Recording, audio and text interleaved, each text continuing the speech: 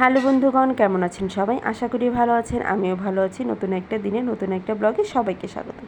আশা করি ব্লগটা ভালো লাগবে। ভালো লাগলে লাইক কমেন্ট শেয়ার দিয়ে পাশে থাকবেন। আর যারা প্রতিদিন আমার ভিডিও দেখেন, ভিডিওতে লাইক করেন, কমেন্টস করেন, তাদেরকে অনেক অনেক ধন্যবাদ। আজ সকালবেলা ঘুম থেকে উঠে ফ্রেশ হয়ে আমি আগে চলে গেলাম স্নান করতে। কিছুদিন ধরে এত পরিমাণ গরম পড়েছে, সেই আগের ভাব চলে এসেছে।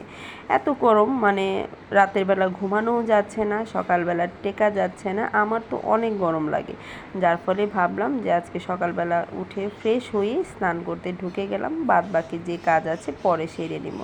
তাই স্নান টান করে আসলাম। এখন যে বাসি কাজগুলো আছে সেগুলো আস্তে আস্তে করে নেব। যদিও অর্ধেক হয়ে গেছে আর বাকি অর্ধেক রয়ে গেছে, সেটাই টুকটাক করে নেব আর কি।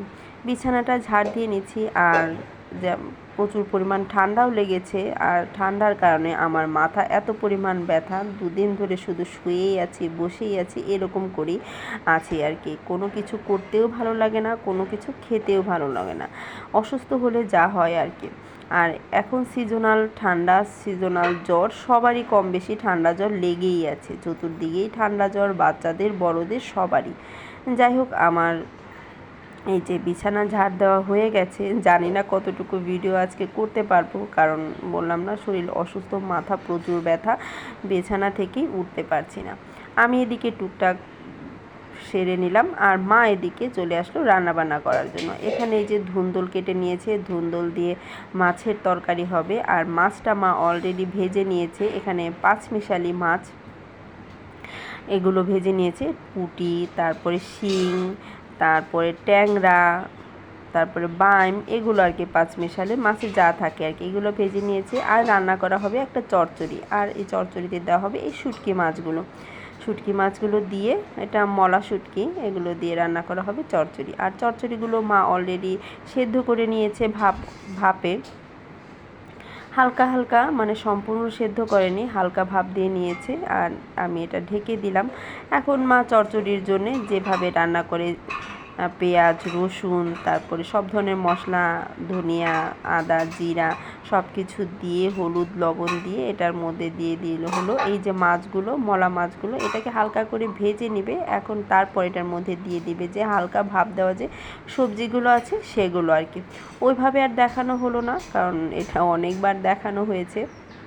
তারপরে যতটুকু পারা যায় মুখে বলে দিলাম, আর হলো একটু করে দেখিয়ে দিলাম আর কি সব কিছু দিয়ে। আর যখন সবজিগুলো সেদ্ধ করেছিল তখন এখানে পরিমাণ মতো লবণও দিয়ে দিয়েছিল, যার ফলে এখন লবণ দেওয়ার কোনো প্রয়োজন নেই। এখন এটাকে আস্তে আস্তে করে রান্না করে নিলেই হয়ে যাবে আর কি।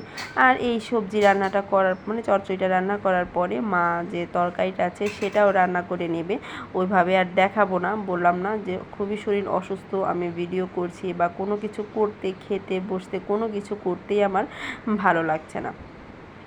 তরকারি রান্নাটাও হয়ে গেছে আর চচ্চড়ি রান্নাটাও হয়ে গেছে। আর তরকারি রান্নার পরেই ছেলের আবদার, ও মাছ খাবে, তাই মা এখান থেকে কয়েকটা মাছ ওকে দিয়ে দিচ্ছে, যাতে করে ও খেয়ে নেয়। ও তো খেতে পারবে না, ওকে বেছে বেছে খাওয়াতে হবে আর কি। এই যে দেখুন চচ্চড়িটা, দুইটা তরকারি খেতেও খুব ভালো হয়েছিল, কিন্তু আমার মুখে একদমই স্বাদ নেই, আমার একদমই ভালো লাগে না এই খেতে আর কি। তারপরে হলো সন্ধ্যার দিকে, সারাদিন আর ভিডিও করা হয়নি। আমার বোন কিছু সবজি বাজার, মানে কিছু বাজার টুকটাক করে এনেছিল। কি কি এনেছে সেটাই আপনাদের সাথে একটু শেয়ার করে দিচ্ছি। এই যে দেখুন কলাগুলো নিয়ে এসেছে। কলা তো আমাদের বাসায় প্রতিদিনই প্রয়োজন হয়, কারণ ছেলেকে খাওয়ানো হয়, আমরা নিজেরাও খাই।